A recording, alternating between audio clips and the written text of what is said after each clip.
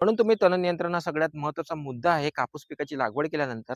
तर यामध्ये आपण 2 पद्धतीनं तणांचं नियंत्रण करू शकतो शेतकरी मित्रांनो.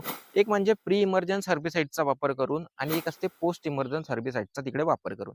प्री इमर्जन्स हर्बिसाइडमध्ये काय असते ना, ज्या हर्बिसाइडमध्ये आपण लागवडीचा नंतर त्याचा वापर करत असतो ना, जसं आता इथे आपण लागवड करून घेतली आणि याचा आपल्याला 24 ते 72 घंटेच्या अंदर आपल्याला एक तणनाशकाचा इकडे स्प्रे करायचा आहे.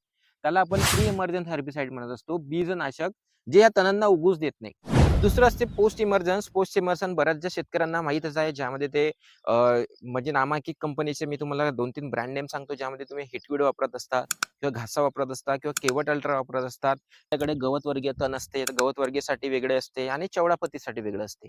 तर असे पण वेगवेगळे पण प्रोडक्ट आपल्याकडे पाहायला मिळतात. ज्यांना एवढं गवत झाल्यावर तर नक्कीच त्याचा वापर आपल्याला तिकडे करायचा नाहीये.